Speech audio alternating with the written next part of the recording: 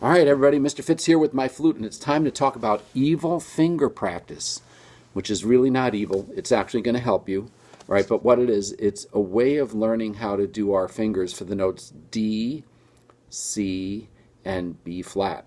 All right? Now, in the previous video, we learned how to place our fingers on the flute. These are called the home keys. Pinky, finger, finger, finger. Pinky, finger, finger. Skip a key, finger, and tuck that in, and then put your thumb on. So you'll notice that all of my fingers are pressing buttons except for my right thumb, which is underneath the flute, holding it up. All right, now, to do the note D, if we look at the fingering diagram on page 6, we notice that the first circle is not colored in, and that there's no pinky key showing, and that the other pinky key is not colored in. I like to call this bunny ears and bunny tail. Can't take credit for that. That's Mrs. Fitzgerald. My wife figured that out. Watch. You lift up this one, you lift up this one. Oh, look at the bunny's ears, how cute. And there's the bunny's tail. So this is the note D. Okay, so D is pretty cool. Now what I'd like to do is just ask you to rest your flute on your knee and on your shoulder and look at that and say, hey, that's a D. Wow, D, look at that. Bunny ears, bunny tail. Now if we look at the diagram for the note C, if we look at line number 2 on page 6, we'll notice that it only has the first finger pressing, this guy, and the pinky pressing. So watch this. I'm going to put my pointer finger down, get my fingers mixed up, and my pinky down. I lift all the other fingers off, so it just needs this and this. And remember before I was saying about curving this finger underneath, keep it tucked under the flute? You still want to do that because you're going to need it in a minute. So here's our C, all right? It's almost like the opposite fingering of D, kind of.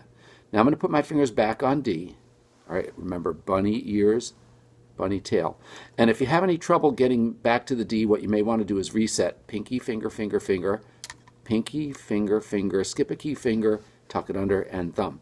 And then lift up those two for the bunny's ears, and this one for the bunny's tail.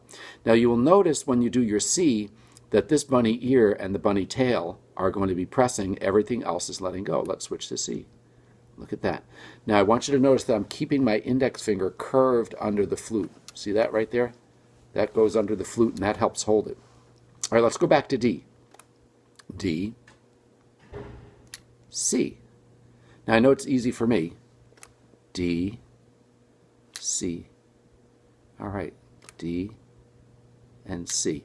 Now, when you're doing this, you really will need to look at your fingers, okay? I'm not looking at them, but I should, because for you guys, you want to make sure you can see this, because when you go to play your flute, guess what? Unless you have eyes in the side of your head like over here, you're not going to be able to see your fingers.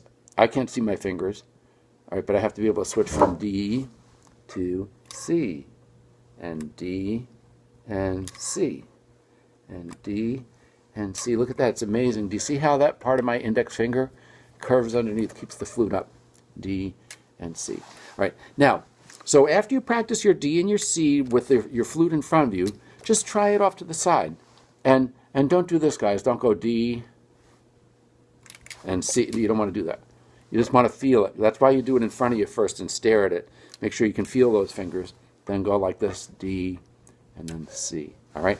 Now, the third note is B flat. So watch. Here's our D, right? You got that D? Remember the bunny ears, bunny tail? Then you're going to put down this one and this one for the C. The first bunny ear and the bunny tail. There's our C. Now, if you look at the diagram in line number 4 on page 6, you'll notice it looks like the C, plus it has 2 more things colored in. Okay, it has the left thumb and the index finger in the right hand.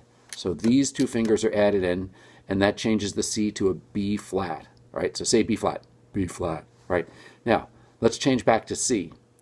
Not too bad, right? Just lift up those 2 fingers that we just put down and say C, C. Switch to B flat. Good. Say B flat, B flat. Okay, say C, C, B flat, B flat. All right, now here's the tricky part. Go back to D. Told you it would be evil. All right, this is going to take you some practice, but what I want you to do is to practice switching from D to C to B flat. And once you feel like you can get it in front of you while you're looking at it, just put your fingers over here. Don't bother playing your flute just yet. Just practice switching. Okay, I got a D.